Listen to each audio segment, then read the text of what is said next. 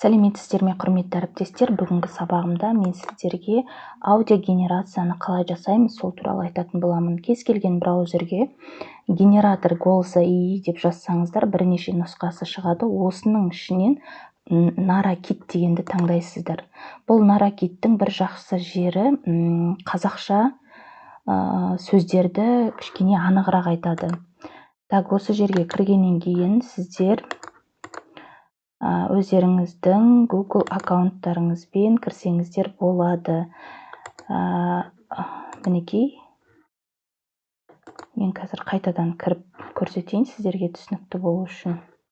Міне регистрация деп отырады. Осы жерден сіздер войди через Google деп өздеріңіздің Google аккаунттарыңызбен кірсеңіздер болады. Егер сіздер бірнеше ұзақ 3 минуттық, 4 минуттық аудио генерация жасайтын болсаңыздар, бірнеше осындай Google аккаунтпен кірсеңіздер болады.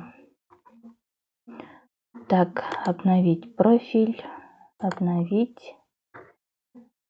Так, инструменты дегенге кіреміз. Осы жерден онлайн-генератор голоса для преобразования текста и аудио. Попробуйте прямо сейчас дегенге кіреміз. Так, міне русский. Так, бұл жерде біз русский емес, казахский деген тілді таңдаймыз.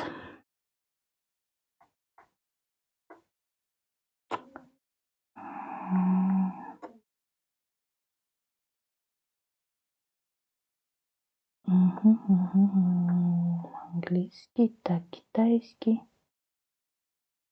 Так, міне казахский деген таңдадық. Бұл жерде Гүлшат бар және тағы ұлдың дауысын оқитын Амир деген бала бар.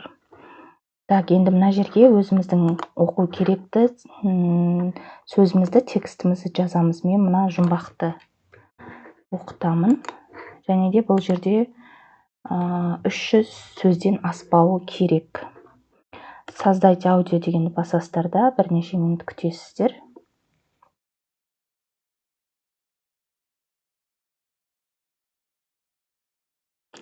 Егер интернет жақсы істейтін болса, бірден аудио генерация жасап береді. Так, мінекей, жұмбақты шеш. Енді бұны қос қазық, екі желі, 8 ноқта, сөйлейді шежіредей адам соқса. Тағы бір мінезі бар таңғажайып, еш уақыт сөйлемейді адам жоқта. Жұмбақ бірден сіздердің қойылған нелеріңіз шығады. Жұмбақты шеш. Қос қазық, екі жұмбақты шеш.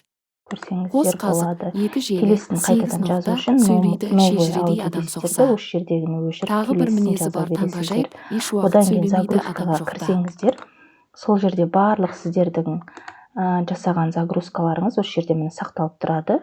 Мен алдында жасаған мінекей, осының барлығын өздеріңіз соткадан керекті видеоларыңызға пайдалансаңыздар болады.